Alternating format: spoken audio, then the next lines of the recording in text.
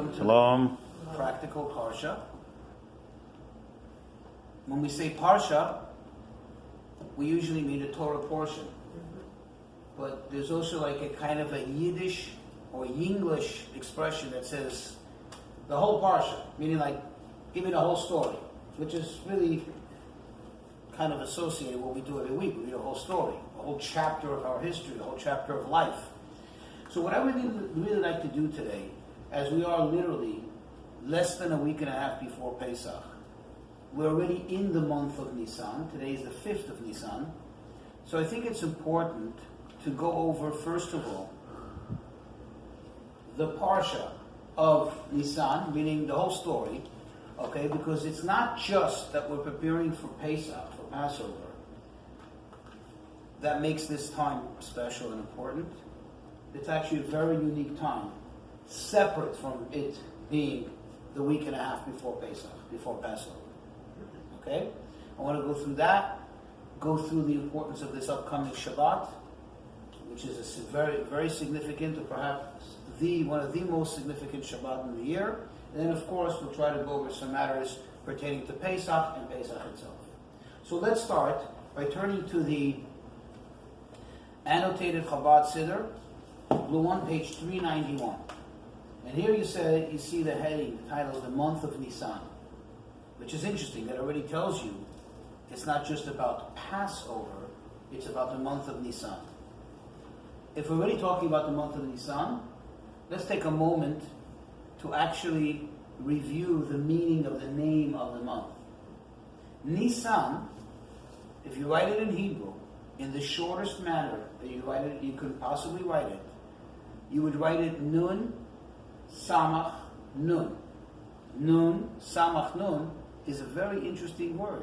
Very unique, I mean. No Yud? And that there's a Yud. There's a Nun, Yud, Samach, final Nun. But I said in the shortest manner. The Yud can be omitted and still be read Nisan.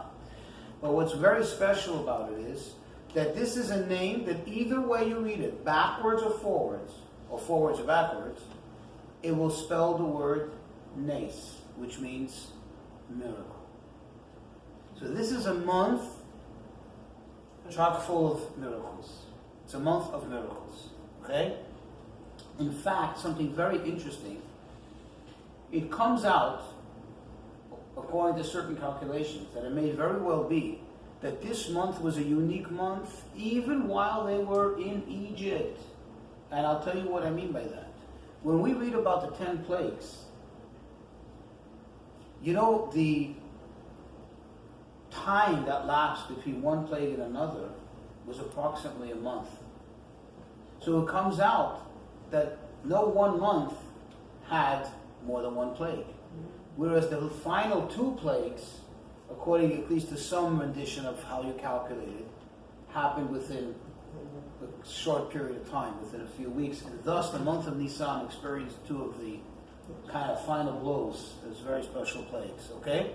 But let's get back to something more practical to us. If you look over here, it says that this is a reading for every day of the month of Nisan through the 12th. And in short, what is this?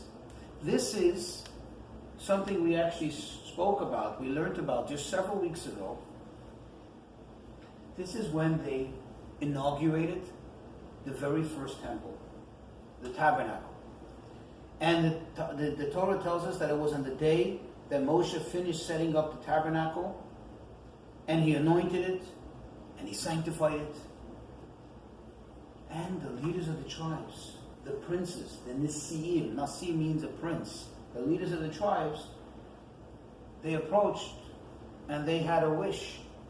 They first of all wanted to bring a special gift for the use, for the maintenance, for the support of this tabernacle.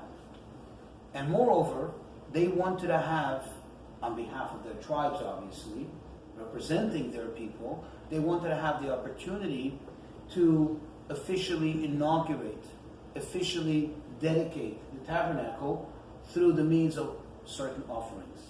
And on both counts, Hashem said to Moshe, take it from them.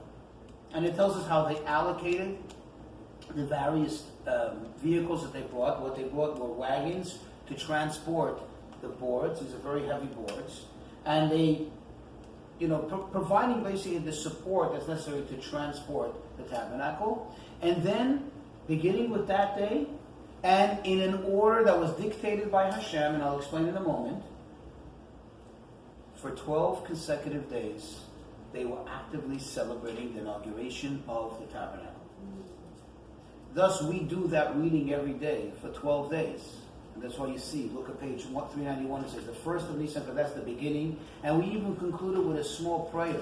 If you look at the second paragraph on page 392, it says, may it be your will, our God, right, our fathers, that because of this great thing was said, that the same eminences and the same spiritual effect that had, that it should have in our lives, and so on and so forth. And you see the reading for the second of Nissan, and then the third of Nissan. Every day, we recite the offering for that day. And they're exactly, identically the same offering. The only thing that changes is the name of the prince and the name of the tribe whom he represented. It's interesting that who was the first to bring this? The tribe of Yehuda, Judah. And that is because Judah is the king. Later the kings come from Judah. And also because the leader of the tribe, his name was Nachshon ben Aminadav. Nachshon, the son of Aminadav. And he is a very unique individual. And he actually represents a very unique quality that the East Jew should not only try to emulate, but really has it inside of them. And that is that when it came to the splitting of the sea, this is very inherently connected with Pesach, when it came to the seventh day of Passover, and the Jews were standing there and, what do we do now? And God said to Moses, tell the people to go. Before he split the sea, tell them to go. And they're all standing around, where do we go? And he just heard to go. He went. Hashem says, you go, you go. And it says that the water started going higher and higher as it's going in, and as soon as it reached his neck, as soon as it reaches about here, where it would start now to compromise his ability to breathe, that's when Hashem says to Moshe, split the sea. And in fact, his name is coined as a term of a chalutz, a pioneer, a trailblazer, somebody who has self-sacrifice. In many, many instances, it's used as the Nachshon. So that's why Hashem says he goes first. Okay? Now, after him, very interesting, the tribe of Reuven, which is the firstborn of Jacob, came and said, okay, I understand. He preceded me, because that was Hashem's will, but I think I should be next. And Moshe says, no, I'm sorry, but Hashem dictated that the tribe of Yisachar, who was the younger brother, he should go next.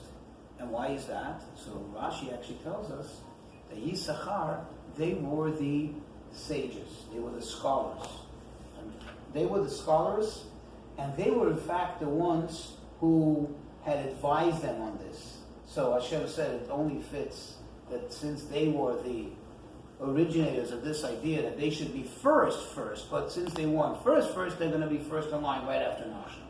And of course, once you have Yisachar, then you have his partner, and I say partner because, the two brothers, Yisachar and Zvulun, they were partners. Yisachar were the scholars, Zvulun were the merchants, and they supported them, so they had the ability, so they got the merit of them, so they came right after them, and then the other tribes. So this is a very interesting thing. Besides reading the portion every day for 12 days, we actually celebrate it, and I want to tell you how unique the month of Nissan is. We actually celebrate it to the extent, this is such a part of our life, and it's so meaningful, that we celebrate it in the manner that the days are treated like a semi-festive day. We don't say, during any of the prayers of the day, we don't say confessional. Furthermore, I was even by a funeral this week. By a funeral, the ceremony is conducted in the same manner that it would be on a Rosh Chodesh, which is certainly a significant day, or on the intermediate days of any holiday. On that level, it's treated like a festive time. Quick thing, no eulogies, no extra prayers. This, kind of what you have to do gets done, and that's it. So this tells us that this is very significant. In fact, it's not only these 12 days, but the entire month becomes a month of semi-festivity, or festivity to an extent, I should say. And this is the calculation. You got the 12 days, the 12 first days. That's done. Then you got the 14th. Oh, what is the 14th? Well, the 14th is the eve of Pesach. But the 14th in itself is already, most of the day, or a significant part of the day, is also a festive thing. Why? Because that's when they would offer the Passover sacrifice. And that's when Pesach technically already begins. It already kind of starts then. So you already have 12, the 14th, and now the next 8 days are Passover. And the day after a holiday is always called Isru Chag. Isru Chag literally means bound. Isru means like tied to the festival. Which means the day after the festival, always kind of like any of the offerings or things that still people didn't manage to bring in, would pour over into that day. And again, in any festival, we treat it as a special day. We don't say the confessional and things like that. So now you have 9 days plus 12. Most of the month is already steeped in festivity, so the entire month is a festive month. So it tells us that even before we reach Pesach, wow, this is a festive month. So I already, just to summarize, I already told you about the miracle aspect of the month and about the fact that this is a very festive month. Okay? Actually, for us, especially, talking about when I say for us, I mean those that have some connection to the Rebbe. This is an extremely special month because the Rebbe's birthday is on the 11th of Nissan, which is a very, very special time. At least for us, it means that this is the day that the Rebbe was born, and even though perhaps in the beginning, maybe most people didn't see it, but that light started to shine in this physical world. But anyway, moving along, I said the Shabbat before Pesach, the Shabbat prior to Passover, is a very, very significant Shabbat. In fact, it has a unique name. It is called Shabbat HaGadol. So you're ahead of me.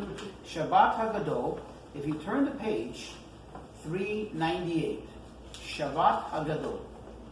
Okay, literally, what does the word Shabbat HaGadol mean? The big Shabbos. The big Shabbos. This is the great, big/great. This is the big Shabbat. What is so big about it? What is so great about it?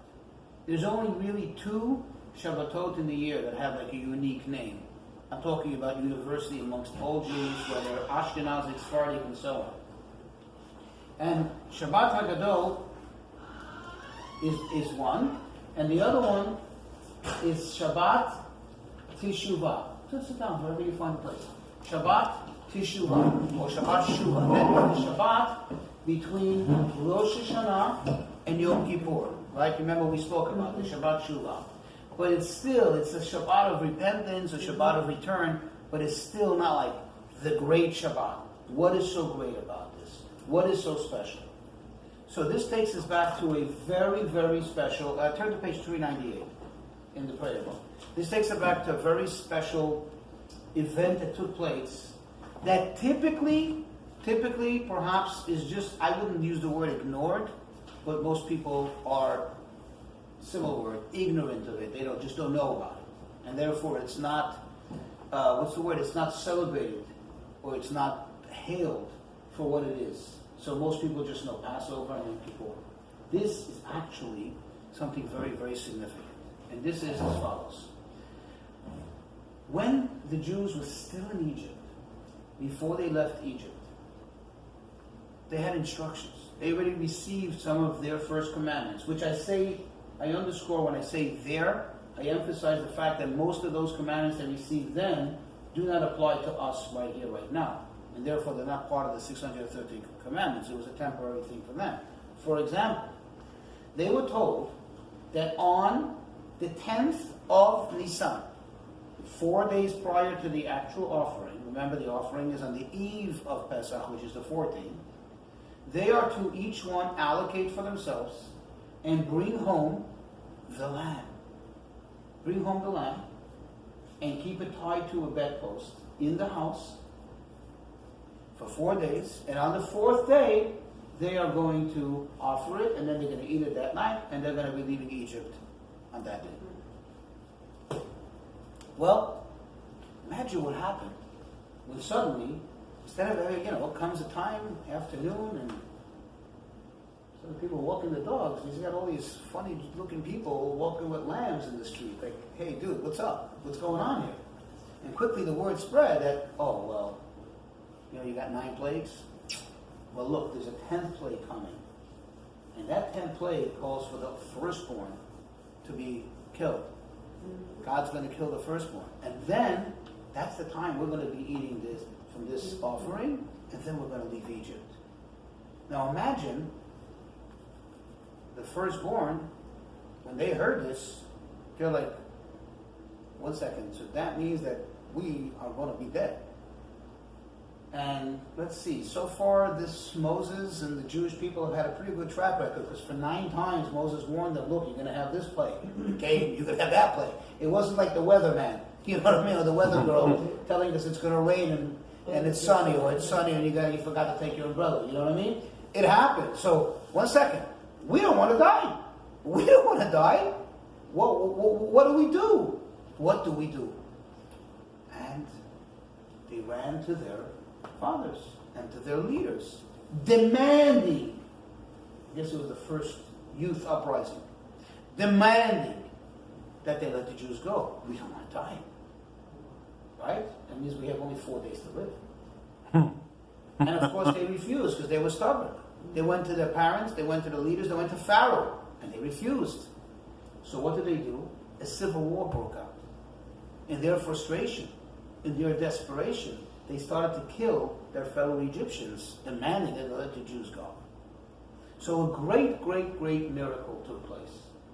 And that's why it's called the Great Shabbat. Because it happened to be on Shabbat, listen carefully, at that time, the 10th of Nissan was on the Shabbat. In all future years, it doesn't necessarily coincide with the 10th of Nissan. For example, this year, it's a whole week before Passover. So what, it's going to be the 8th of Nissan, but not the 10th.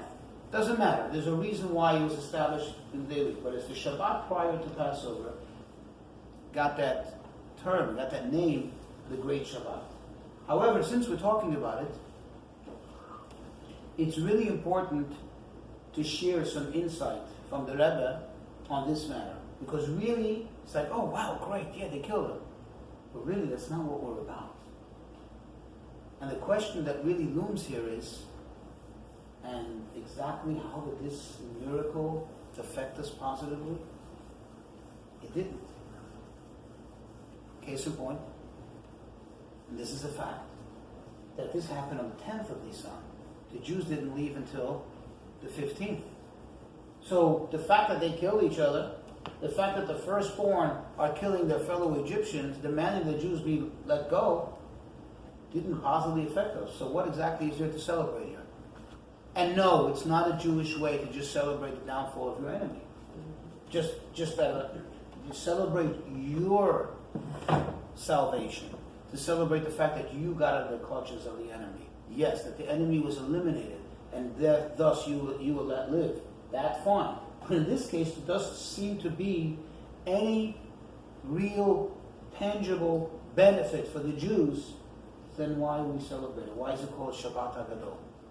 And the answer is, and it's a very important one, and really we need to have this perspective, and that's why it's worth talking about this, when it comes to the entire story of the Exodus from Egypt. Because really, if you think about it, a lot does not make sense. 10 plagues. So these 10 plagues almost, and forgive my French, I don't mean to oversimplify or my coarse way of expressing it. It's almost like a cat and mouse game. Like, okay, I'm going to hit you. Didn't work. Okay, we're going to try this. It's almost like,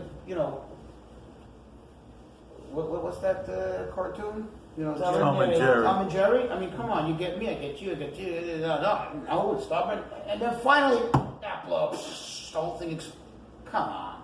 God couldn't, he wants them out of Egypt. Pick him up, take him out of Egypt.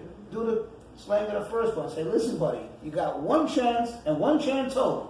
And when that clock strikes midnight, You guys are dead. And they're leaving. That's it. It's over with. That wasn't the objective. It wasn't just about getting the Jews out of Egypt. In fact, all along, if you look in the verses, and I want to point it out, so I'm going to turn the pages while I'm finding the place. All along, Moses keeps on emphasizing it. In fact, Hashem, speaking to Moses, keeps on saying to him, quote, "And the Egyptians will know that I am Hashem. They will know that I am God. They will begin to recognize me." Right? And that really was the objective. The objective was not just to get the Jews out of there. The objective was to crush the stubbornness, the strength, looking for the right verse, the power of the impurity of Egypt, to melt it down, to subdue it, okay, and bring it closer to Hashem. Okay, I just want to, I want to find the, where Hashem says, sorry,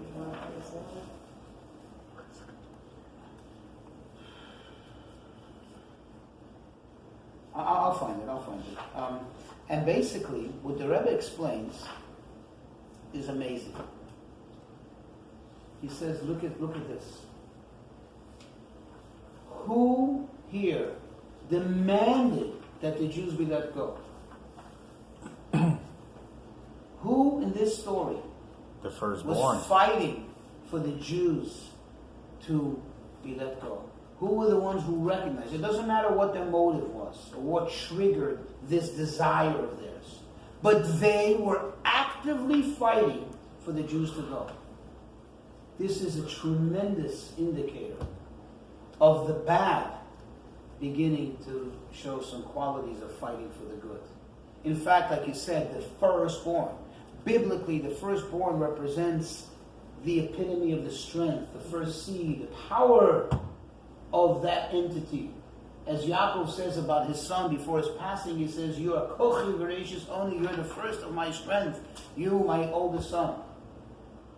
So this is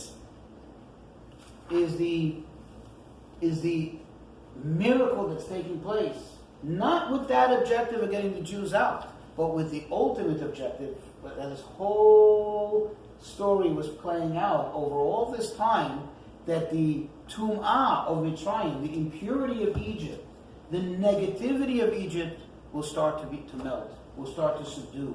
And now, not only that, but in some ways turn towards the positive, to use that negative energy to become demanding that the Jews be let out, that kedusha, that holiness should prevail. Okay, I'm looking for that. I'm sorry, I didn't find it immediately. I have to look through the. And this is something actually, and this I know exactly where to find quickly and offhand. We actually say it in the Shabbat prayers. We quote from the Book of Psalms. I want you to look in the blue book. I want you to look for a moment on page 190 in the Siddur. On page 190, you'll see when we list off all the great miracles that Hashem did. Okay? All the great miracles that Hashem did, what does it say? It says, one of them is, no, before that, no, not that one. Lemakei Mitzrayim bivchoreihem, who struck Egypt through its firstborn. You understand? That he struck Egypt through its firstborn doesn't mean that he killed the firstborn, but literally that he struck them. In other words, he broke the backbone of Egypt. He subdued the impurity, that strength of Egypt, through what? With the firstborn. In general, we know, by the way, this is actually very interesting. It's the ultimate of how Hashem made the world. To quote the Talmud says, quote, from the forest itself, from the woods itself, is where you take the handle, the wood, to make the handle for the axe to chop down the forest.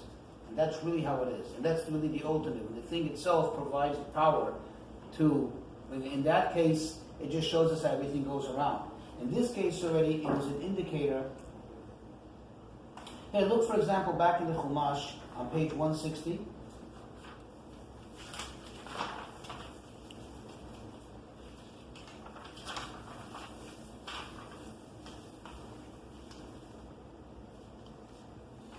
It wasn't actually only for the Egyptians, I must say. It was both for the Jews and for the Egyptians. If you look at the bottom of page 160, okay, where over there Pharaoh is begging, please stop the noise and stop the hail. Look at the bottom, the end of verse 29. What does it say over there? Yeah, and then it says at the end, why am I doing it? So that you will know that the earth belongs to Hashem. Right? Later, look at that. Look now, literally diagonally across. If you look at the end of verse 2 on page 161, there he's speaking to the Jews. He's speaking to Moshe, he's speaking to the Jews, that you're going to see all this and you're going to know that I am Hashem. Okay? What better way of seeing godliness than seeing that the negative powers are fighting for a godly cause? Okay? And that's what makes it very great. Okay? Now, traditionally, what happens on Shabbat HaGadol, on the Great Shabbat, is that it says in the Code of Jewish Law that every rabbi, every teacher, is to teach their people about the upcoming laws of Passover. Meaning, to give what's called a drash. In English you call it a sermon. But it's not really about a sermon, it's about really teaching the people, and actually cautions in some of the great writings of the halachic authorities, it cautions the rabbis, this is not about giving a beautiful sermon or a nice anecdotal talk. This is about the practical and most applicable rules and laws of Passover to apply to the people, to give to people so they have something tangible and practical for the upcoming holiday, which in some cases, Shabbat HaGadol is just merely a few days before. This year happens to be an entire week before Passover, which is still not that much time to prepare one's entirety and the entire house and everything for Passover, but at least it's more significant than other years. Another very interesting custom we do, as you can see, I think it was page 399. Am I correct? Mm-hmm. Page 399 is we actually recite the Haggadah. Page 398. You look at this, you'll notice this from the Haggadah. We actually recite the main body of the Haggadah, which is the story of Passover. Okay? The first part of the Haggadah, which we say after the Manishtana, after the 4 questions, which is really a response to the child who's asking, hey, why this night different than all the nights? All the way until the point where we're going to eat the matzah. So we actually recite all of that as a preparation, as a prelude to Pesach. We're already in this celebrative mode of Passover, actively, by saying that. And I remember the feeling goes as a child. Once you get to the Shabbat afternoon of Shabbat HaGadol, let alone the fact that you've already been made crazy and you've been going nuts for a couple of weeks, keeping the house clean, making sure not to carry things around. This room's clean for Pesach. I'll go here and I'll go there. But now you kind of felt it. You can almost smell the matzah when you're saying the part of the Haggadah. When you're old enough, at least for me, that was my sentiment always. It was like, wow, it's really Pesach already. It's happening. You feel like you're reciting the Haggadah. So that takes care of the month of Nissan and the special Shabbat before. There's another very special thing that happens. I don't believe that it applies to most of us sitting at the table. It happens to apply to me. That on the eve of Passover, that is Erev Pesach, it's actually customary, or technically, you'll see why I say technically obligatory, for the firstborn to fast. It's considered to be a fast day of the firstborn, and firstborn only. Why? Because this was a very crucial day for them, because really Hashem had decreed against the firstborn. It's just that Hashem said, I will differentiate, I will distinguish between the firstborn of the children of Israel and the firstborn that are going to die.